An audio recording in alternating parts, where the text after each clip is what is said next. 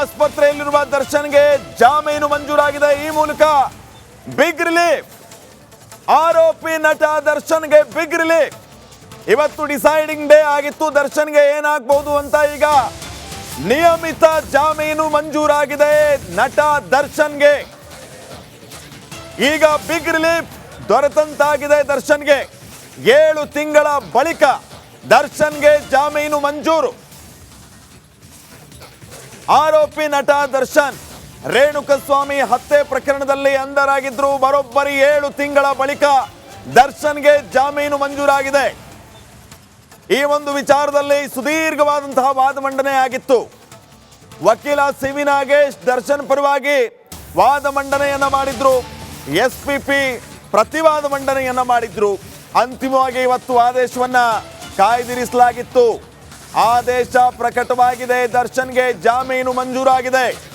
Big relief. ಈ ಮೂಲಕ ಮಧ್ಯಂತರ ಅವಧಿ ವಿಸ್ತರಣೆ ಆದಾಗಲೇ ದರ್ಶನ್ಗೆ ಒಂದು ರೀತಿಯ ರಿಲೀಫ್.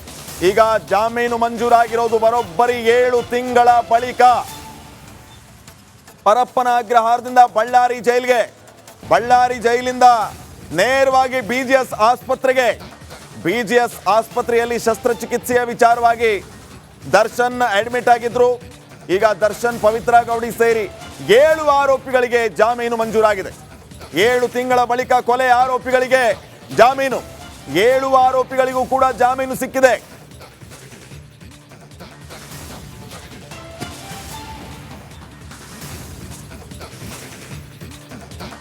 7 ಆರೋಪಿಗಳಿಗೂ ಕೂಡ ಜಾಮೀನು ಮಂಜೂರಾಗಿದೆ.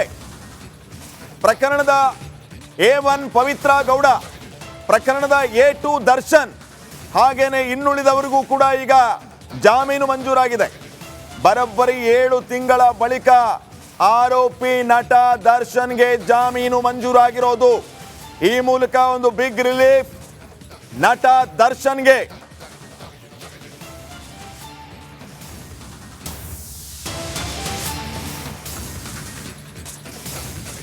ಏಳು ತಿಂಗಳ ಬಳಿಕ ದರ್ಶನ್ಗೆ ಬಿಗ್ ರಿಲೀಫ್ ಸಿಕ್ಕಿದೆ. ಜಾಮೀನು ಮಂಜೂರಾಗುವ ಮೂಲಕ ದರ್ಶನ್, ಪವಿತ್ರ ಗೌಡ ಸೇರಿ 7 ಆರೋಪಿಗಳಿಗೆ ಬೇಲ್ ಸ್ಯಾಂಕ್ಷನ್ ಆಗಿದೆ. ದರ್ಶನ್, ಪವಿತ್ರ ಗೌಡ ಹಾಗೇನೆ ಇನ್ನುಳಿದ ಆರೋಪಿಗಳಿಗೆ ಜಾಮೀನು ಮಂಜೂರಾಗಿದೆ.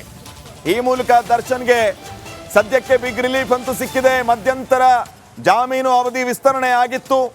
ಆಪರೇಷನ್ ವಿಚಾರವಾಗಿ BGS ಆಸ್ಪತ್ರೆಯ ವೈದ್ಯರು ಒಂದು ವರದಿಯನ್ನು ಕೂಡ ನೀಡಿದ್ರು.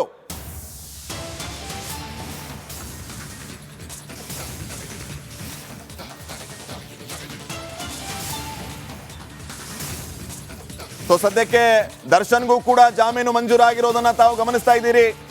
ಒಂದು ಬಿಗ್ ಡೇ ಮತ್ತು ಬಿಗ್ ಡಿಸೈಡಿಂಗ್ ಡೇ ಆಗಿತ್ತು ಆರೋಪಿ ನಟ ದರ್ಶನ್ಗೆ. ಈ ಹಿಂದೆ ಅಂದ್ರೆ ಕಳೆದ ವಾರ ನಾಗೇಶ್ ದರ್ಶನ್ ಪರವಾಗಿ ಪ್ರಬಲ ವಾದ ಮಂಡನೆ ಮಾಡಿದ್ರು. ಹಾಗೇನೆ SPP ಕೌಂಟರ್ ವಾದವನ್ನು ಕೂಡ ಮಂಡನೆ ಮಾಡಿದ್ರು. ಇದರ ಜೊತೆಗೆ 2 ಸಾರಿ ಚಾರ್ಜ್ ಶೀಟ್ ಕೂಡ ಸಲ್ಲಿಕೆಯಾಗಿತ್ತು. ಹೆಚ್ಚುವರಿ ಚಾರ್ಜ್ ಶೀಟ್ ಅನ್ನ ಸಲ್ಲಿಸಿದ್ರು ಪೊಲೀಸರು. 1300 ಪುಟಗಳ ಚಾರ್ಜ್ ಶೀಟ್ ನಲ್ಲಿ ಇನ್ನಷ್ಟು ವಿಚಾರಗಳನ್ನ ಮಂಡನೆ ಮಾಡಿದ್ರು, ಉಲ್ಲೇಖ ಮಾಡಿದ್ರು. ಎಲ್ಲವನ್ನೂ ಆಲಿಸಿದ ಕೋರ್ಟ್ ಫೈನಲಿ 7 ತಿಂಗಳ ಬಳಿಕ ದರ್ಶನ್ಗೆ ಜಾಮೀನನ್ನ ಮಂಜೂರು ಮಾಡಿದೆ. ದರ್ಶನ್, ಪವಿತ್ರ ಗೌಡ ಸೇರಿ 7 ಆರೋಪಿಗಳಿಗೂ ಕೂಡ ಜಾಮೀನು ಮಂಜೂರಾಗಿರುವಂತಹ ಬಿಗ್ ಅಪ್ಡೇಟ್.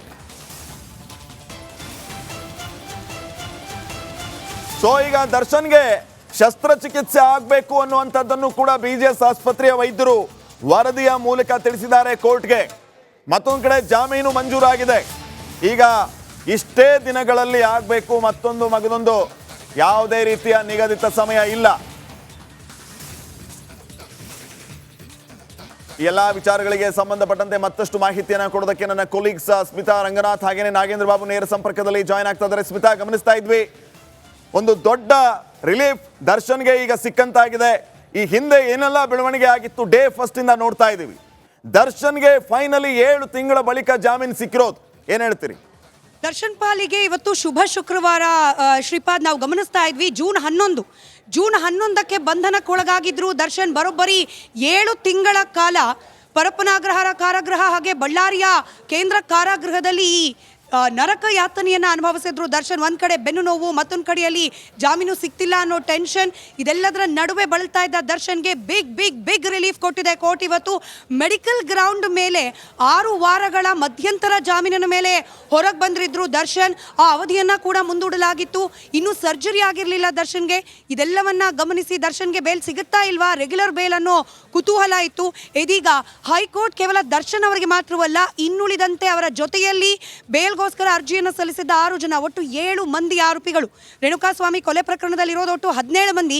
ಆ ಪೈಕಿ 7 ಮಂದಿಗೆ ಜಾಮೀನನ್ನ ಮಂಜೂರು ಮಾಡಿದೆ ಕೋರ್ಟ್. ಪವಿತ್ರ ಗೌಡಗೂ ಕೂಡ ಜಾಮೀನು ಮಂಜೂರಾಗಿದೆ. ಪ್ರಕರಣದ ಆರೋಪಿ ಸಂಖ್ಯೆ 1, ಆರೋಪಿ ಸಂಖ್ಯೆ 2 ದರ್ಶನ್ಗೂ ಕೂಡ ಬೇಲ್. ಇನ್ಫ್ಯಾಕ್ಟ್ ದರ್ಶನ್ ಅವರ ಪಾಲಿಗಂತೂ ಇದು ಬಿಗ್ಗೆಸ್ಟ್ ರಿಲೀಫ್. ಯಾಕಂತಂದ್ರೆ ಈ ಮೆಡಿಕಲ್ ಬೇಲ್ನ ಅವಧಿ ಕೂಡ ಮುಗ್ದಿದ್ರಿಂದ ಸರ್ಜರಿ ಆಗಿರಲಿಲ್ಲ ಅನ್ನೋ ಕಾರಣಕ್ಕೆ ಇನ್ ಕೇಸ್ ಈ ಒಂದು ರೆಗ್ಯುಲರ್ ಬೇಲ್ ಕೋರ್ಟ್ನಿಂದ ಲಭ್ಯವಾಗಿರದೆ ಹೋಗಿದ್ದಿದ್ರೆ ಮತ್ತೆ ಬಳ್ಳಾರಿಯ ಕೇಂದ್ರ ಕಾರಾಗೃಹಕ್ಕೆ ವಾಪಸ್ ಹೋಗಬೇಕಾಗಿತ್ತು ದರ್ಶನ್. ಇದೀಗ ಕೋರ್ಟ್ನಲ್ಲಿ CV ನಾಗೇಶ್ ಅವರ ವಾದ ಫಲ ನೀಡಿದೆ. SPP ಪ್ರಸನ್ನ ಕುಮಾರ್ ಅವರು ಕೂಡ ಅಷ್ಟೇ ಪ್ರಬಲವಾದ ವಾದವನ್ನು ಮಂಡಿಸಿದ್ರು.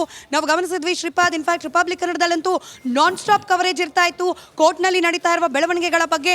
ಇದೀಗ CV ನಾಗೇಶ್ ಅವರು ಒಂದು ಮೆಡಿಕಲ್ ಬೇಲನ್ನು ಕೊಡಿಸೋದ್ರಲ್ಲಿ ಯಶಸ್ವಿಯಾಗಿದ್ರು. ಇದೀಗ ರೆಗ್ಯುಲರ್ ಬೇಲ್ ಕೂಡ, ನಾನಾಗಲೇ ಹೇಳಿದ ಹಾಗೆ ದರ್ಶನ್ ಹಾಗೆ ಪವಿತ್ರ ಗೌಡ ಸೇರಿದಂತೆ ಇನ್ನುಳಿದ ಆರೋಪಿಗಳಿಗೆ ಶುಭ ಶುಕ್ರವಾರವಾಗಿದೆ. ಶ್ರೀಪಾದ್ ಸಂಪರ್ಕದಲ್ಲಿ ಇರಿ ಸ್ಮಿತಾ. ಮತ್ತೊಂದು ಬ್ರೇಕಿಂಗ್ ಅಪ್ಡೇಟ್ ಬರ್ತಾ ಇದೆ, ನೋಡೋಣ.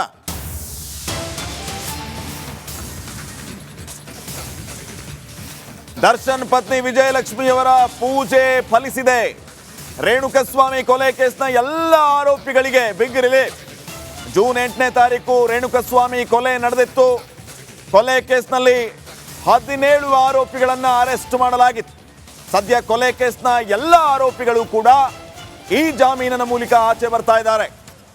ಅಲ್ಲಿಗೆ ವಿಜಯಲಕ್ಷ್ಮಿ ಅವರು ಎಲ್ಲ ವಿಶೇಷ ದೇವಾಲಯಗಳಿಗೆ ಹೋಗಿದ್ರು, ಹರಕೆ ಹೊತ್ತಿದ್ರು, ಕಂಡ ದೇವಸ್ಥಾನಗಳಲ್ಲಿ ಪ್ರಾರ್ಥನೆ ಸಲ್ಲಿಸಿದ್ರು.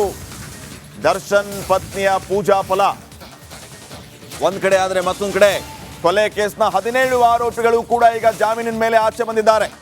ಇವತ್ತು ಮುಖ್ಯವಾಗಿ ಪ್ರಕರಣದ A1 ಮತ್ತು A2 ಪವಿತ್ರ ಗೌಡ ಹಾಗೇನೆ ದರ್ಶನ್ ಇವರ ಕತೆ ಏನಾಗಬಹುದು ಅನ್ನುವಂತಹ ಪ್ರಶ್ನೆ ಇತ್ತು. ಯಾಕಂದ್ರೆ ಸುದೀರ್ಘವಾದಂತಹ ವಾದ ಮಂಡನೆ ಡಿಫೆನ್ಸ್ ವಕೀಲರಿಂದ ಆಗಿತ್ತು. ಇಲ್ಲಿ ಸಾಕ್ಷಿಗಳನ್ನ ಪ್ಲಾಂಟ್ ಮಾಡಲಾಗಿದೆ ಅನ್ನುವಂತಹ ವಿಚಾರವನ್ನ CV ನಾಗೇಶ್ ತಮ್ಮ ವಾದದ ಆರಂಭದಿಂದಲೂ ಕೂಡ ಹೇಳಿ ಬರ್ತಾ ಇದ್ರು. SPP ಇದಕ್ಕೆ ಕೌಂಟರ್ ಕೊಡುವಂತಹ ಕೆಲಸವನ್ನ ಮಾಡಿದ್ರು.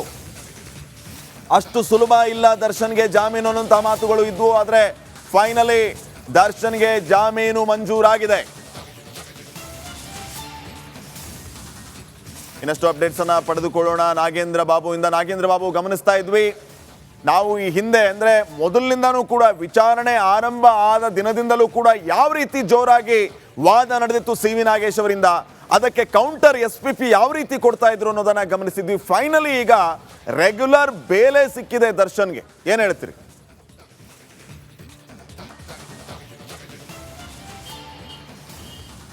ಶ್ರೀಪಾದ್ ನೋಡಿ, ಒಂದು ಮಧ್ಯಂತರ ಜಾಮೀನು, ಒಂದು